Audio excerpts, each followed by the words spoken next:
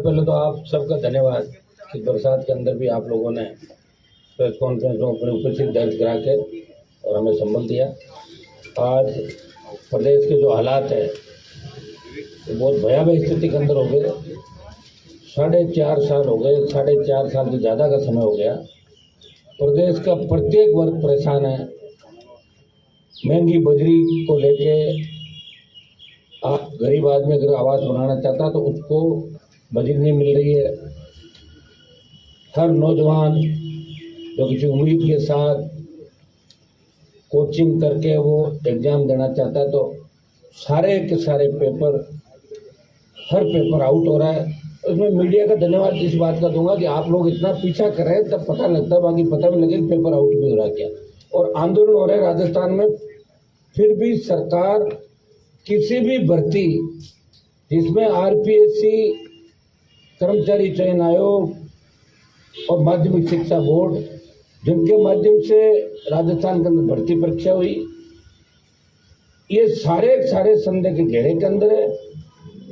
और आरपीएससी में जिस व्यक्ति का अभी एसीबी ने पकड़ा था, उस व्यक्ति ने निरंजन आर्य जो मुख्यमंत्री के सलाहकार हैं, पहले मुख्य सचिव थे, उनकी पत्नी को पैसा देना बताया और उसके बावजूद सरकार मौन है। और भारतीय जनता पार्टी सिर्फ इतिश्री करके फोटो खिंचाने में व्यस्त है। उनको पता है कि यहाँ राजस्थान की जनता की आदत है कि एक बार कांग्रेस एक बार भाजपा। 4.5 साल में भारतीय जनता पार्टी ने कोई आंदोलन नहीं किया। जिस तरह जोधपुर यूनिवर्सिटी कैंपस के अंदर बालिका के साथ गैंगरेप की घटना हुई, जिस तरह ओसिया के अंदर एक ही परिवार के लोगों को जिंदा जला दिया, इस तरह आम घटनाएं राजस्थान के अंदर हो गई। अब तो जब हम लोकसभा चलती बैठते हैं वहां पे तो लोग कहते हैं कि अपराध तो राजस्थान में हुआ होगा। एक जमाना था कि हम अपराध के अंदर 23 पायदान पे थे। आज अपराध में राजस्थान, उत्तर प्रदेश, बिहार को आगे छोड़ता हुआ नंबर 1 पे आ गया। इसके लिए अगर कोई जिम्मेदार है तो राजस्थान में वसुंधरा गहलोत का गठबंधन जिम्मेदार है, जिन्होंने 1998 से लेकर 2023 25 साल तक राजस्थान के अंदर शासन किया। मिलाजुली का खेल रहा। मुझे अच्छी तरह याद है 2008 के अंदर जब अशोक गहलोत की सरकार बनी थी, तब इन्होंने कहा था कि 90B के वसुंधरा घोटालों की जांच कराएंगे। जितने भी भ्रष्टाचार हुए, चाहे उनको ओएसडी का कालीन चोरी का मामला हो, चाहे जमीनों का घोटाला जिसमें सिंह और इनका इन्वॉल्वमेंट था, मंत्री थे उस समय यूडीएच के। और 8 में माथुर आयोग बनाने के बाद उसमें कमी रखी और माथुर आयोग की टाई फिश हो गई। फिर 13 तक चला, 13 में फिर वसुंधरा आई, फिर जो 8 से 13 की सरकार थी उसके लोगों की मदद करी। और 18 में फिर अशोक गहलोत आए, जो आपकी एक पूरा बहुमत जिस सरकार को प्राप्त नहीं था, और फिर बड़ा राजनीतिक भ्रष्टाचार करके बीएसपी को तोड़ा, अन्य पार्टियों को तोड़ के लगातार 4.5 साल इन्होंने अपनी सत्ता बचाए रखी। उनके लिए ये आवश्यक था कि राजस्थान की सत्ता पे वो बैठे रहे, और पायलट के लिए ये जरूरी था कि वो सीएम कैसे बनाए, इसलिए वो इधर घूमते रहे। अशोक गहलोत सत्ता का ध्यान रखते रहे। विधायकों को, मंत्रियों को खुली छूट लूट की दे दी। उसका परिणाम ये हुआ कि पीएचडी मंत्री महेश जोशी, आपके जो चित्तौड़ के विधायक विदुड़ी, नावा के विधायक महेंद्र चौधरी, आपके 3-4 जो एक ये थे जिनका बच्चा पकड़ा गया करौली धौलपुर से, करौली सवाई माधोपुर से, जोरीलाल जी, मलिंगा, और ऐसे करीब 1 दर्जन नाम। और अभी कांग्रेस सरकार में पूर्व मंत्री रहे जिनको एसीबी ने ट्रैप किया। और कटारा की गिरफ्तारी हुई जब आरपीएससी के मेंबर की, तब कटारा की नियुक्ति जिसके कहने से हुई, देवाराम सैनी से लेके तमाम सीएमओ का आसपास के लोगों के तार जिस तरह भ्रष्टाचार से जुड़े मिले। और भारतीय जनता पार्टी की चुप्पी इस ओर इंगित करती है कि भाजपा कांग्रेस दोनों मिले हुए हैं। बजरी माफिया जो इधर कांग्रेस के नेताओं के साथ पार्टनरशिप के साथ बजरी का धंधा, गोरख धंधा कर रहा है, ये भारतीय जनता पार्टी के बड़े नेताओं के साथ दिल्ली में होटलों में दिखता है। और वो कहता है कि इस जेब में तो मेरे बीजेपी की टिकट है और इस जेब में कांग्रेस की टिकट है, मुझे क्या करना चाहिए। बजरी के खेल में कई हत्याएं राजस्थान के अंदर हुई। गुर्जर समाज के नौजवान की अभी जो चित्तौड़ के अंदर डेथ हो गई थी गुजरात में इलाज के दौरान, जगह जगह फायरिंग, लूट, टोल नाकों पर गुंडागर्दी, भ्रष्टाचार, बलात्कार, इससे राजस्थान के माथे पे जो भ्रष्टाचार का कलंक लगा और जिस तरह आरपीएससी जैसी संस्था और जिस तरह संस्थागत भ्रष्टाचार राजस्थान में बढ़ा, अब लोगों को एक ही उम्मीद है कि राजस्थान को बचाएं कैसे। तो राजस्थान को बचाने के लिए राष्ट्रीय लोकतांत्रिक पार्टी पिछले 8 जून से लेकर आपने देखा होगा जुलाई का महीना, जिसमें एक महीने में 10 से ज्यादा बड़ी रैलियां, 11 कार्यक्रम हमने किए, बड़ी रैलियां भी की, बड़े संघर्ष किए, राजधानी को भी घेरने का प्रयास किया था। हर मोड़ पे अगर छोटी सी भी घटना हो तो राष्ट्रीय लोकतांत्रिक पार्टी के हमारे तीनों विधायक, पार्टी के कार्यकर्ता, पार्टी परिवार और विधानसभा के अंदर भी मजबूती से अगर गहलोत सरकार को घेरने का काम किया, तो आरएलपी के तीनों विधायकों ने राजस्थान में विपक्षी भूमिका निभाई और देश की पार्लियामेंट के अंदर जब 24 सांसद मोदी का जयकारा बोलते हैं वो राजस्थान की चिंता भूल जाते हैं, वो इस बात को भूल जाते हैं हम कहाँ से आ रहे हैं, तब एक व्यक्ति जो नागौर का सांसद है, चाहे किसान का मामला हो, चाहे अग्निपथ हो, चाहे बढ़ती महंगाई हो, पेट्रोल डीजल की कीमतों का मामला हो, चाहे पहलवान बेटियों पर अन्याय अत्याचार हो, वो भारतीय जनता पार्टी को अगर जवाब देता है, देश की सरकार को घेरता है, अगर मणिपुर की हिंसा पे देश की सरकार को घेरता है, तो नागौर का सांसद है जो दिल्ली में राजस्थान के सम्मान की लड़ाई लड़ रहा है, ईआरसीपी को लाने की बात करता है और राजस्थान को विशेष राज्य का दर्जा देने की बात करता है। दिल्ली में भी विपक्ष में और स्टेट में तीनों विधायक विपक्षी भूमिका निभा रहे हैं और राजस्थान का हर जवान, चाहे अलग अलग, हमारा स्टेट बहुत बड़ा स्टेट है, धौलपुर से बाड़मेर और डूंगरपुर से गंगानगर अगर पूछोगे तो एक ही बात आएगी कि लड़ तो आरएलपी पार्टी रही है, भाजपा तो सिर्फ सत्ता में आने का प्रयास करिए।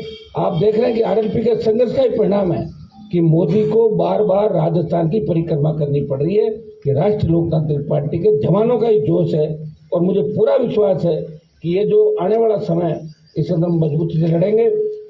31 तारीख से हम हमारा सत्ता अभियान जो पार्टी का चल रहा है आरएलपी का, इसको मिशन मोड पे 31 जुलाई से 31 अगस्त एक महीने हम जबरदस्त तरीके से सत्ता अभियान चलाएंगे और हम चाहेंगे इस एक महीने में 31 तारीख को हम जयपुर के अंदर कार्यक्रम आयोजित करेंगे, जिससे राजस्थान के हर विधानसभा क्षेत्र से, हर जगह से ऐसे नौजवानों को, ऐसे पार्टी की जो मजबूत लोग हैं उनको बुला के, पार्टी कार्यकर्ताओं को, पार्टी के पूर्व पदाधिकारियों को, और उनको हम एक जिम्मेदारी सौंपेंगे, उनको एक लक्ष्य देंगे कि एक महीने में हमें 20 से 25 लाख नौजवानों को राष्ट्रीय लोकतांत्रिक पार्टी का सदस्य गांव-गांव, ढाणी-ढाणी जाके बनाना है। ये 31 तारीख को हमारा कार्यक्रम रहेगा। बाकी हमारे अगले मुद्दे जो ईडी से बजरी के मामले की जांच करवाने को लेके, तो भारी भ्रष्टाचार बजरी के खेल के अंदर हो रहा है, इससे कैसे बचा जाए। 50 रुपए की बजरी तो 600 रुपये माफिया ले रहा है और 16 टन की एवज के अंदर अगर वो 30 टन 32 टन का पैसा ले रहा है और हमारा 16 टन 15 टन 14 टन का दे रहा है, तो इसकी भी ईडी जांच करेगी। जिस तरह नदी नालों का स्वरूप इस बजरी माफिया ने बिगाड़ दिया, जिस तरह राजस्थान के अंदर लोगों की मानसिकता किस तरह की होगी। आज तो लोग हमारे पास भी आते थे, एक ही बात करते हैं, साहब कोई और शॉर्टकट रास्ता नहीं है क्या सर्विस में जाने का। इससे आप हालात समझ सकते हैं कि क्या स्थितियां राजस्थान की हो गई। अब राजस्थान को बचाने के लिए हम मजबूती से लड़ाई लड़ेंगे। राजस्थान के किसान को भी दोनों पार्टियों ने धोखा दिया। बात अगर कांग्रेस की करें तो कर्ज माफी की बात करती, लेकिन अकेली स्टेट कर्ज माफ नहीं कर सकती पूरा, इसके लिए दिल्ली को भी आना पड़ेगा। केंद्र को भी स्टेट के साथ मिलकर राजस्थान के किसान का तमाम कर्जा माफ करना चाहिए। इसको लेकर भी राष्ट्रीय लोकतांत्रिक पार्टी मजबूती से कांग्रेस और भारतीय जनता पार्टी को उनका वादा याद दिलाएगी। जितने भी हमारे मामले हैं जिनको लेके हमारी पार्टी का गठन हुआ, टोल मुक्त राजस्थान, आपका फ्री बिजली, कानून का राज, बेमुक्त भ्रष्टाचार मुक्त राजस्थान, मजबूत लोकायुक्त, कर्ज मुक्त किसान, हर खेत को सिंचाई का पानी, ईआरसीपी और अन्य जो मामले हैं जिनको लेके हमने राष्ट्रीय लोकतांत्रिक पार्टी का गठन किया था, मुद्दों को लेके वो हमारे मुद्दे उसी तरह चलेंगे। हम पुनः इस जो अगस्त सितंबर अक्टूबर के अंदर इस राजस्थान में मजबूती से संघर्ष करते हुए आपको नजर आएंगे। पहले भी हमने संघर्ष किया और आगे भी आरएलपी मजबूती से राजस्थान के अंदर लड़ती हुई आपको बेरोजगारों के लिए, भ्रष्टाचारियों के खिलाफ, अपराधियों के खिलाफ और स्वच्छता अभियान के तहत हम इस लड़ाई को और मजबूती से आगे लड़ने के लिए। मैं तीनों विधायकों को और धन्यवाद दूंगा कि मजबूत से राजस्थान विधानसभा के अंदर अपनी छाप छोड़ रहे हैं और पूरी लड़ाई दोनों पार्टियों से हटके एक तीसरे मोर्चे की अगर बात राजस्थान में पैदा करी, अगर राजस्थान के अंदर दिल्ली में ये बात चली कि राजस्थान में इस बार बड़ा उलटफेर हो सकता है, तो राष्ट्रीय लोकतांत्रिक पार्टी के जवानों को भी धन्यवाद दूंगा, हर कार्यकर्ता को धन्यवाद दूंगा कि इन्होंने पार्टी को जो 4.5 साल का समय था, 29 अक्टूबर को 5 साल हो जाएगा। हमें ये सौभाग्य प्राप्त हुआ कि हमने राजस्थान में पार्टी बनाई, पहला किसान का बेटा हूँ, पार्टी बना के पार्टी को मान्यता दिलाई, पंचायत पालिका चुनाव लड़े, हमारा कुनबा बढ़ा, 3 एमएलए से 1 सांसद, 5 प्रधान और एक म्यूनसिपलिटी का चेयरमैन बना के हमने संदेश दिया और सारे बाई इलेक्शन राजस्थान के अंदर लड़े, आपने देखे होंगे। और बाई इलेक्शन में बल्लभनगर में भारतीय जनता पार्टी को चौथे नंबर धकेला, दरियावत के अंदर भी बीटीपी आरएलपी का समर्थित उम्मीदवार 2nd नंबर पर रहता है, या बीजेपी 3rd नंबर पर जाती है। सरदार शहर का लेटेस्ट आपने देखा होगा, जहाँ सरदार शहर में राष्ट्रीय लोकतांत्रिक पार्टी को 47,000 के लगभग वोट मिलते हैं, 50,000 के लगभग लोगों ने बहुत बड़ा भरोसा आरएलपी के ऊपर किया है। और मैं आश्वस्त करता हूँ कि राजस्थान की जनता को निराश नहीं करेंगे, भ्रष्टाचारियों के खिलाफ हमारी जंग जारी रहेगी। मैं मुख्यमंत्री से भी अपील करूंगा, अब 4.5 पौने 5 साल हो गए, अब अपने इर्द गिर्द जो भी लोग भ्रष्टाचारी हैं उनको आउट करें। अब तो वैसे भी आपकी सरकार नहीं गिरने वाली, क्योंकि 2 महीने बाद आचार संहिता लगेगी। तो मुख्यमंत्री जी, आप 98 से 3 और 8 से 13 थे, इससे बिल्कुल कैसे बदल गए? खुली छूट आपने विधायकों को, मंत्रियों को इस तरह दे दी। और दूसरा जो ग्रुप था, मुख्यमंत्री खुद ही आरोप लगा रहे थे कि पायलट के साथ जो लोग गए थे वो भी पैसा लेके आ गए। आप देखिए इससे बड़ा क्या दुर्भाग्य होगा कि भ्रष्टाचार किसी ने किया राजस्थान के अंदर, भ्रष्टाचार बीजेपी ने भी किया, और अगर कांग्रेस ने किया, और कांग्रेस की जब सरकार गिर रही थी तो निश्चित रूप से कोई न कोई भ्रष्टाचार और भी करवा रहा था। तो सारी बातें राजस्थान की जनता के सामने। अब राजस्थान का नौजवान और जो नया मतदाता, जो लाखों की तादाद में देश में सबसे ज्यादा अगर मतदाता जुड़ा है नया 5 साल के अंदर, वो राजस्थान प्रदेश के अंदर जुड़ा है।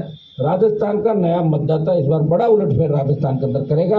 और ये जो एक भ्रामक प्रचार किया जा रहा है कि राजस्थान में तीसरे मोर्चे को स्थान नहीं, इस बार तीसरे मोर्चे का स्थान भी होगा। और कांग्रेस और भारतीय जनता पार्टी को पीछे धकेलते हुए इस बार शोषित पीड़ित तबका मिलके और नए राजस्थान का निर्माण करेगा।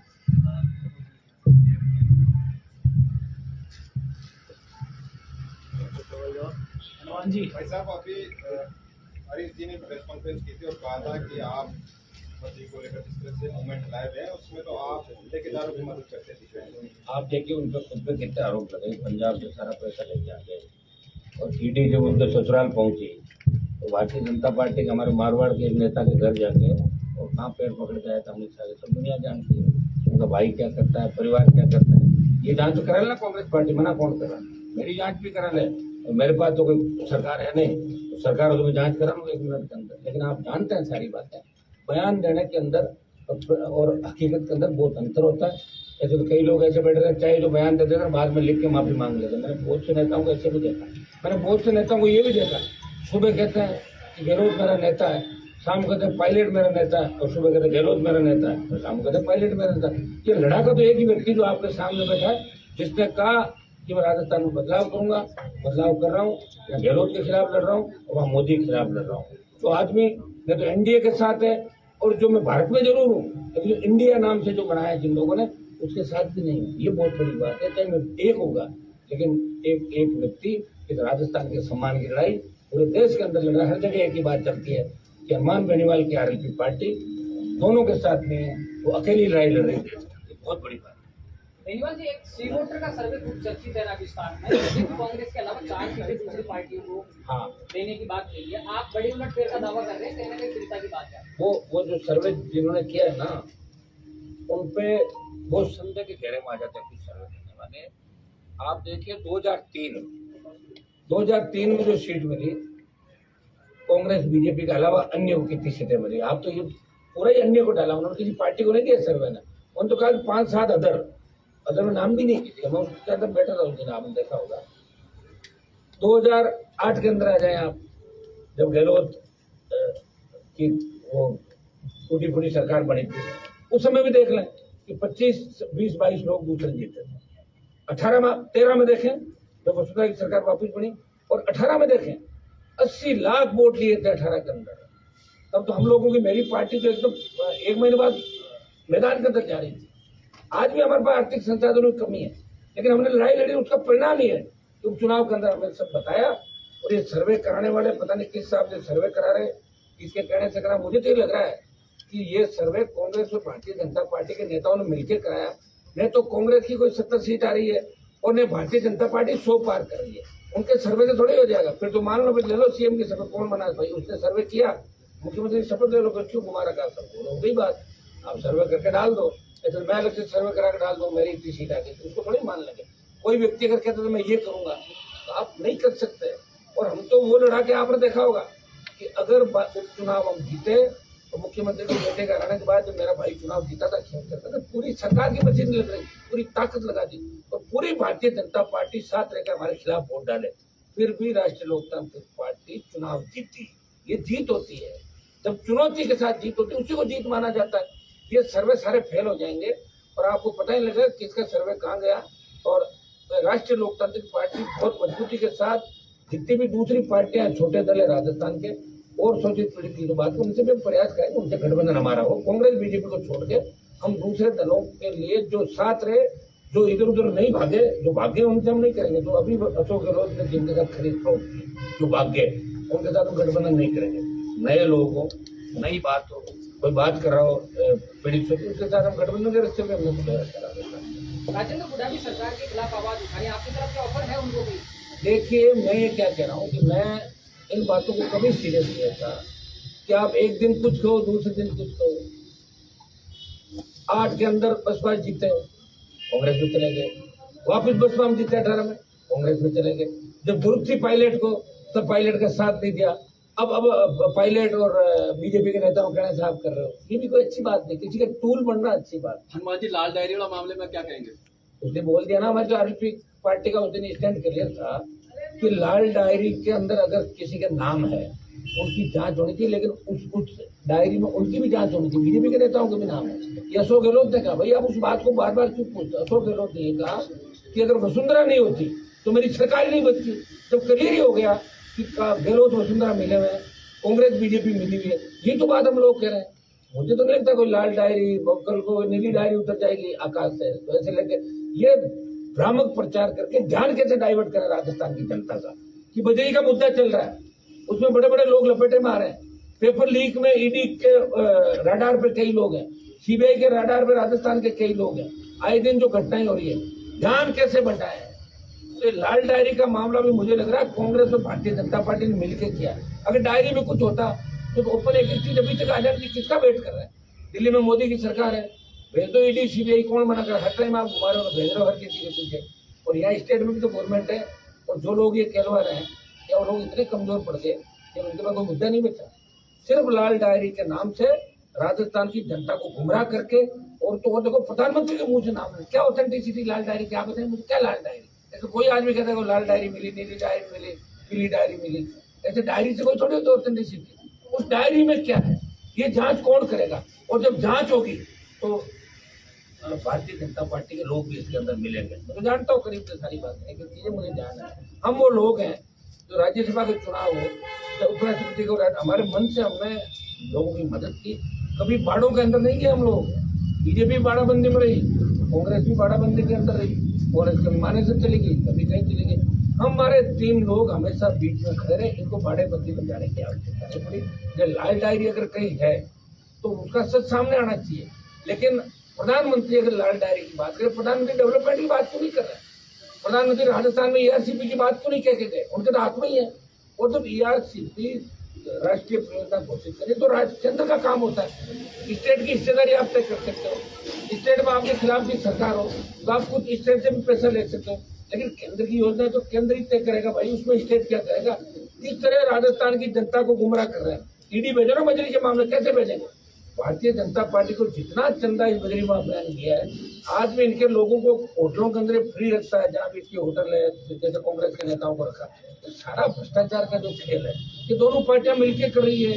और इसको लेके ही हम बजरी के मामले को लेके हम 1-2 दिन बाद हमारा जो 21 तारीख का स्वच्छता अभियान का हमें कार्यक्रम कर रहे हैं राजस्थान के अंदर, और 25 लाख सदस्य 1 महीने में हम राजस्थान में गाँव-गाँव, डाणी-डाणी जाके 1 महीने अभियान चलेगा, 31 जुलाई से 31 अगस्त। और उस दरमियान हमारे आंदोलन संघर्ष जारी रहेंगे और नवंबर लास्ट या दिसंबर फर्स्ट वीक के अंदर जो चुनाव है उसको लेकर आगे मजबूती के साथ लड़ाई लड़ेगी। चूंकि हम 31 तारीख के बाद 1 सितंबर को हमारी प्रदेश कार्यकारिणी का वापस गठन करेंगे। वो सत्ता अभियान की वजह से हमने उस समय भंग कर दी थी।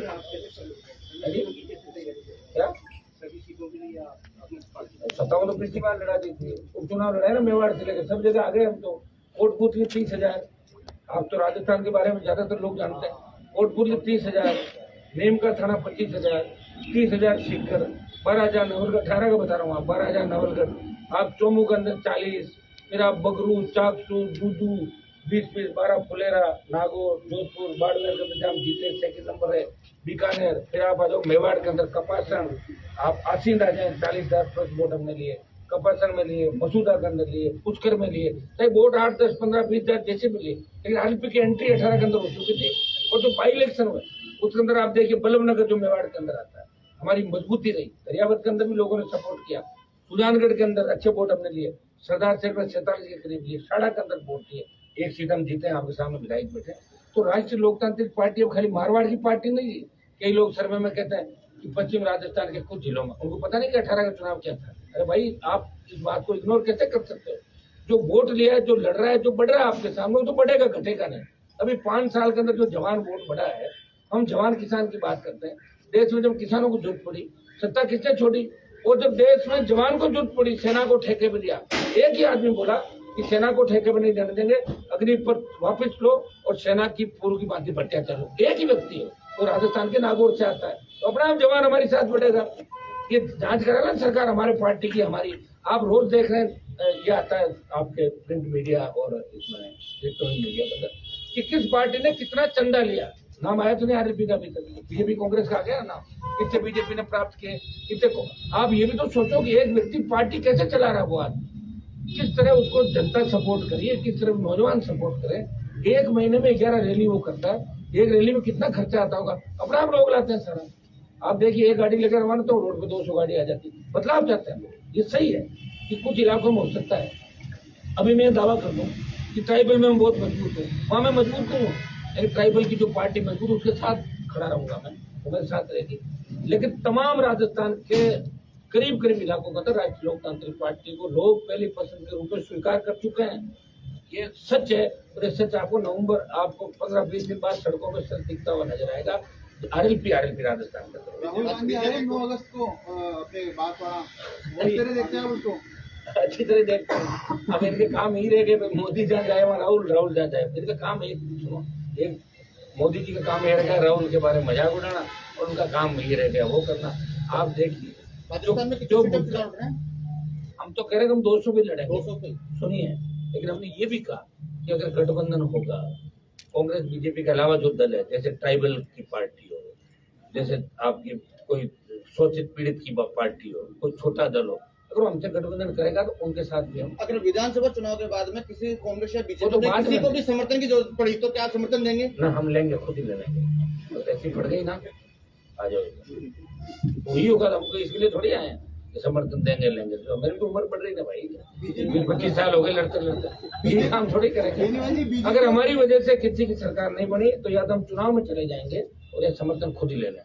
मोदी जी की रैली की जगह पहले खरगाल थी, फिर सीकर करके गई। आपने कुछ ये तो बीजेपी के नेताओं को पूछो, आप वही बताएंगे, मुझे थोड़ी तय करी थी करना। बीजेपी और कांग्रेस से गठबंधन नहीं करने की बात तो आपने कह दी, हाँ। आम आदमी पार्टी से करेंगे क्या? बात कर लेंगे ना, मैं ये कह रहा हूँ, मैंने ये नहीं कहा करूंगा, लेकिन अगर गठबंधन होगा तो हम ये चाहेंगे कि गठबंधन, हमें राजस्थान में बदलाव करना। हम ये चाहेंगे कि हर नौजवान को, देखिए जब टिकट मांगने के लिए एक कॉन्स्टिट्यूंसी से 50,000 बच्चे घूम रहे हैं, कांग्रेस बीजेपी में लंबी लाइन लगा घूम रहे हैं। हम तो चाहते हैं कि नौजवान हमारे साथ जुड़े, उनको टिकट भी देंगे और वोट भी दिलाएंगे हर जगह। 10, 15, 20 हजार वोट हर कॉन्स्टिट्यूंसी में हमारा हो गया। यहाँ पर देखा होगा ज्यादा टिकट वितरण युवाओं को देंगे। हाँ, आप खुद विधानसभा का चुनाव लड़ रहे हैं? मैं विधानसभा का चुनाव लड़ूंगा, लेकिन जगह कौन सी होगी इसके लिए अभी तय कर लेंगे। अभी अगली जो प्रेस कॉन्फ्रेंस है उसमें आपको जगह बताएंगे।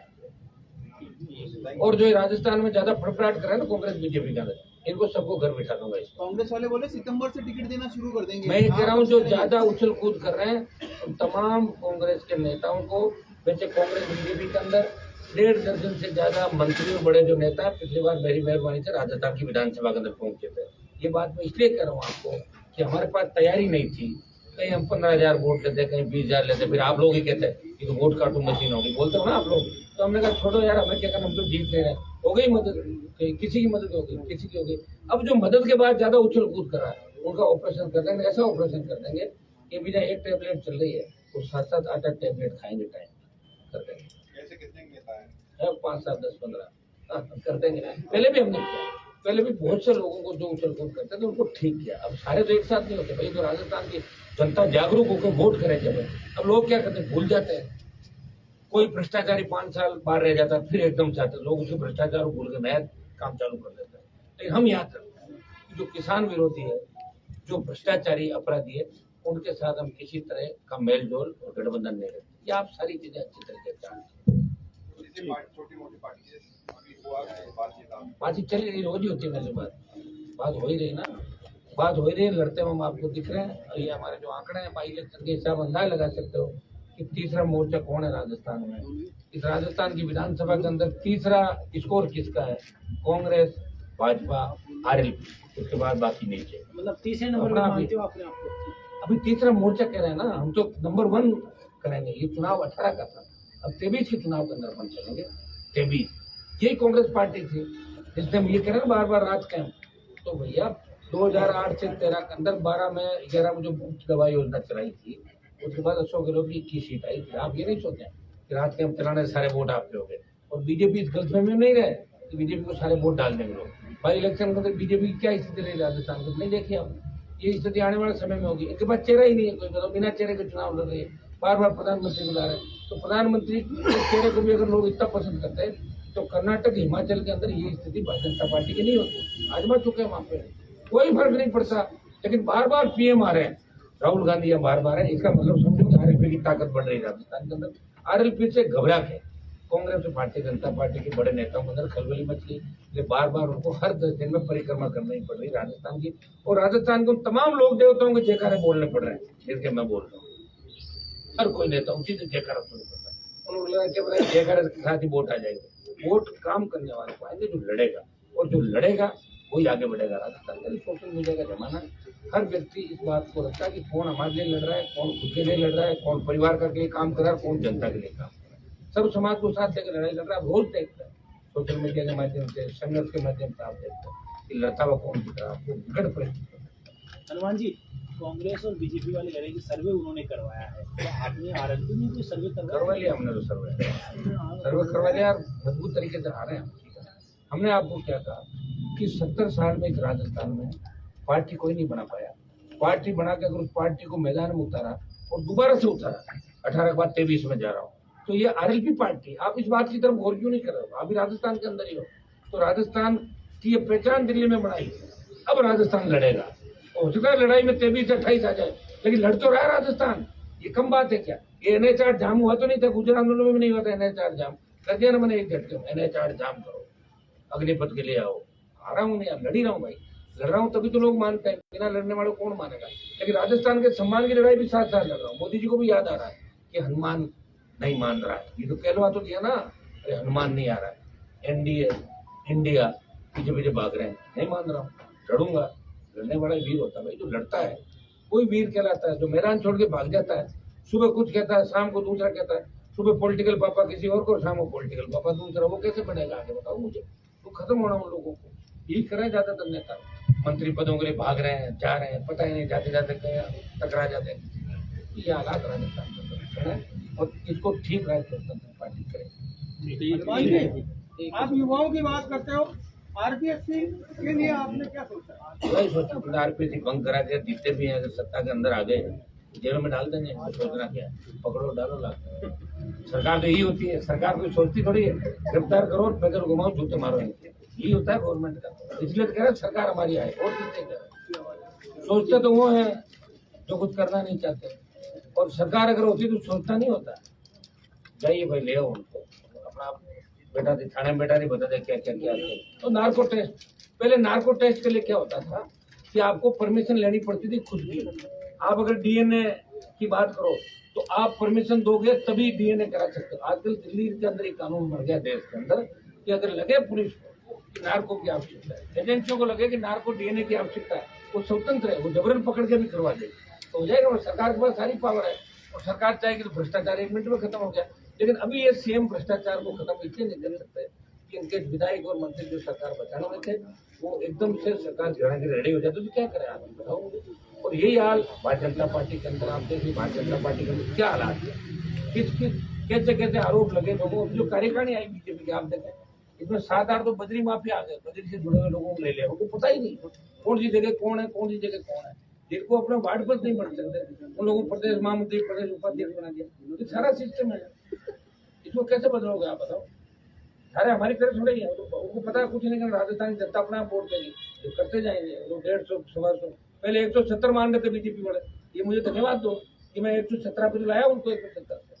1 महीने बाद 107 पे आ जाएगी, 2 महीने बाद 95 पे आ जाएगी और 3 महीने बाद 85 पे आ जाएगी और 70 पे आ जाएगी, फिर 65 पे। तो सारी चीज थोड़ा आप लोग ध्यान रखें मेरा, ठीक है। क्योंकि केजरीवाल को सत्ता में मीडिया हिलाया था देश की, आप थोड़ा सा ध्यान मेरा दे दो ना, दुकानें बंद कर दूंगा। ठीक है, चलो।